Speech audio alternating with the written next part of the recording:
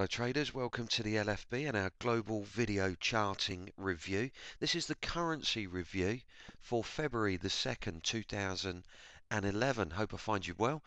Please note that the disclaimer is posted to the video landing page, and we would ask that you read and accept that before continuing with the video.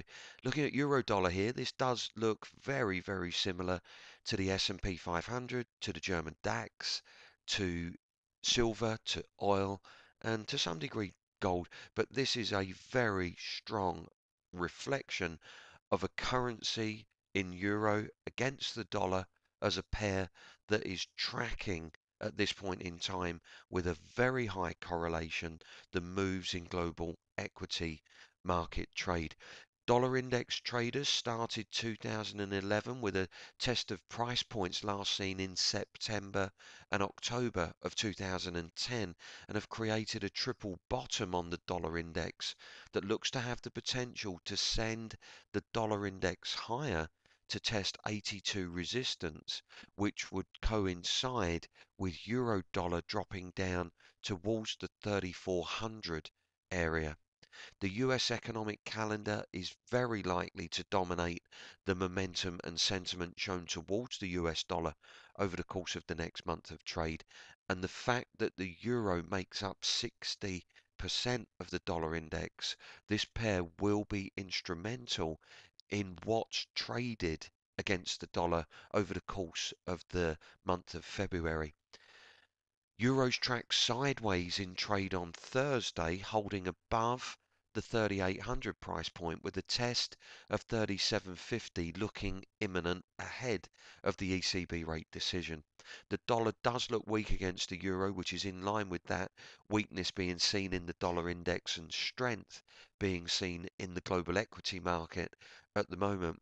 Support is in place at 3700 and 3650, with upside reversal targets where we would expect euro to have a heavy reversal point are at 39.50 and 39.80, and the charts we can see, which are courtesy of the automated trading program, do show us that downside tests 37.30, 36.30 and then 35.70 would be in play for any euro dollar weakness.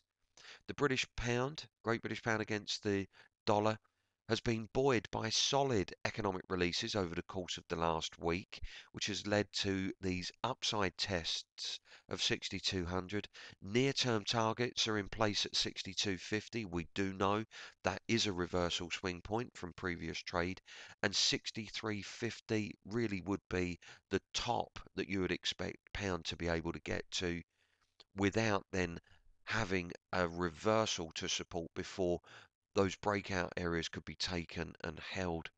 The Bank of England interest rate decision on Thursday is likely to lead to some profit taking in a currency pair that now looks a little bit extended in its movement. We would not be surprised to see this pair pull back towards the 6,000 price point.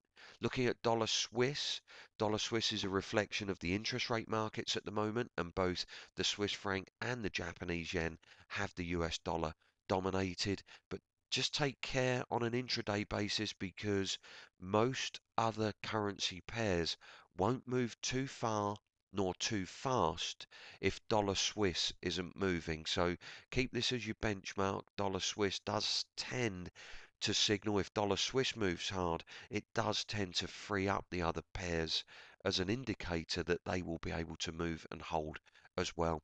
Dollar yen still got the short-sided momentum reflecting the moves in the dollar index. These markets are becoming very highly correlated at this point in time. It would be surprising to see this pair hold above 81, maybe 81.50 for a sustained period of time. It would be a surprise to see it get up above 81.50 and easily hold, although we do expect the next leg lower to be a main reversal point that you're going to start to see some very strong bullish movement out of dollar yen. But we do expect this to dip down a little bit lower and then start the buying from there. Looking at the Australian dollar and the Canadian dollar, both of which have found buyers over the course of the last couple of sessions. Australia's been buoyed by the red flag releases that have come out from the region over the course of the last week and by the comments made by the Reserve Bank of Australia with its interest rate decision earlier in the week. Also helping the Australian dollar are the global commodity markets. Australia is very rich in natural resources. Looking at dollar CAD, an economy in Canada that really has got to grips with the global credit crisis and probably dealt as well with the implications as any other region, and still pushing forward with manufactured export goods which are holding the economy higher in the near term. We do have some selling going on dollar CAD ahead of the employment data on Friday, which is very important for the Canadian economy. The numbers that are coming out on Friday, it's not just US non-farm payroll numbers. We would expect this pair to get back towards a test of parity and probably back towards the 50-day simple moving average ahead of Friday's employment numbers.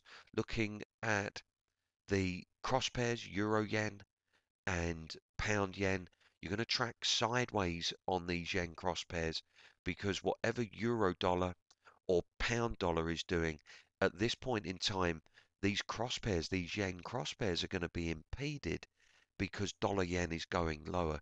These cross pairs are synthetic. They don't move of their own accord. Their value is made up by multiplying, for example, pound dollar by the value of dollar yen, you would then get pound yen. So when dollar yen is moving in a different direction to pound dollar, you're going to be getting just a negated kind of feel to the yen cross pair charts.